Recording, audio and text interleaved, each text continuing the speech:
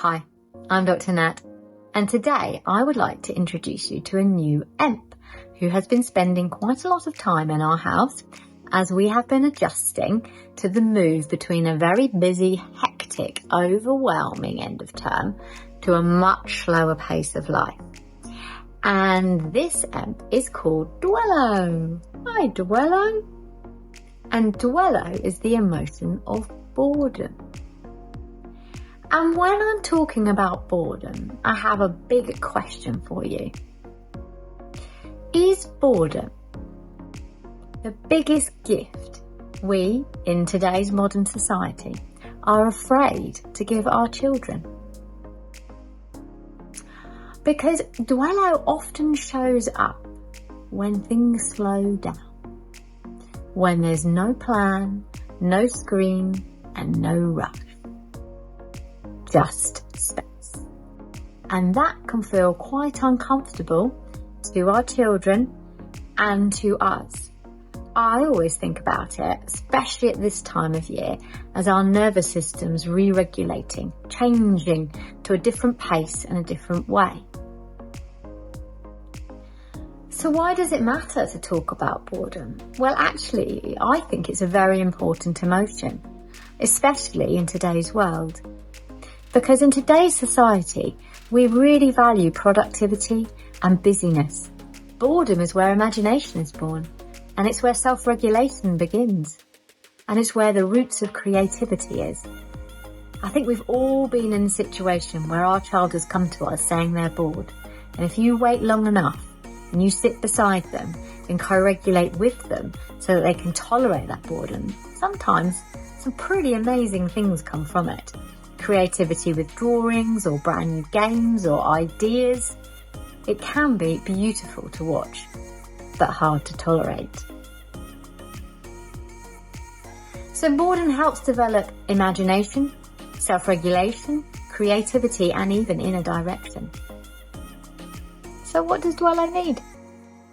Well, he doesn't need fixing. He needs naming. He needs understanding. And he needs exploring.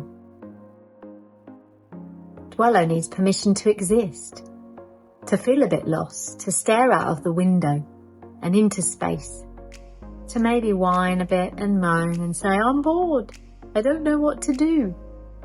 And yes, it does need to be tolerated, and we need to be there to tolerate it with our children.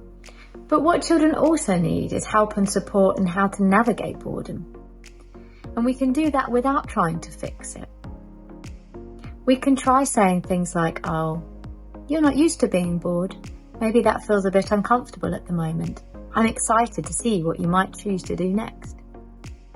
And instead of coming up with suggestions, because you feel you need to fill the space, or entertain, or fix, sit with it. Talk to your child. You're not used to being bored. It's tricky, hey?